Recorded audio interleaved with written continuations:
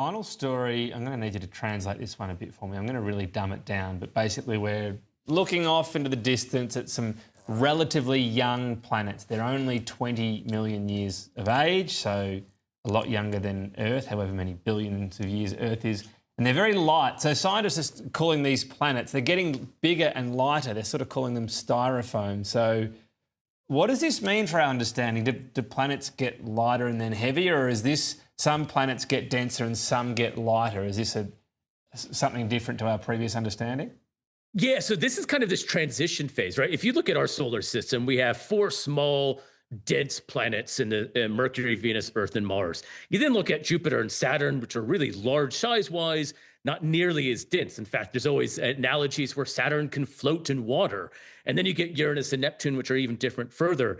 And there are actually some even more extreme planets that are almost like cotton candy.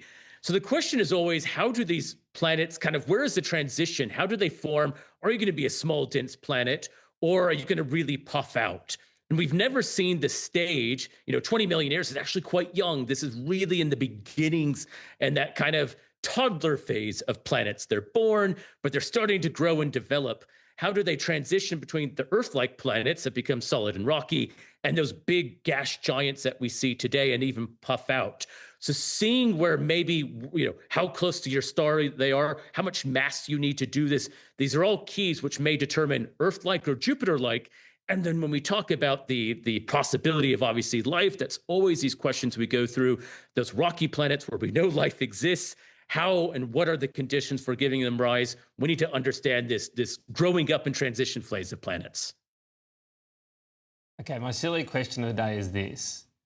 The so-called gas giants, if a meteor comes through, can it just pass through and make a little hole in it and the gas closes the hole up again? How does that work? No, so great question. We actually saw this in 1994. There was a comet that hit Jupiter. It was called Comet Shoemaker-Levy 9.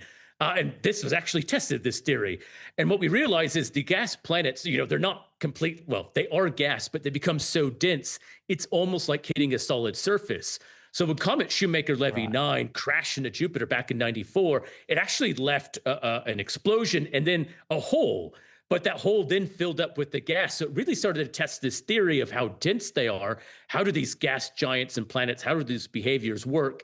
And then what's going on underneath the surface? And you get to this point again of so dense places that you can't even move through, or objects are essentially crushed with the pressure and gravity. So we've seen that in reality now. All right, so someone else had the silly question many years ago. I feel better already. Brad Tucker, thank you. We'll talk again soon.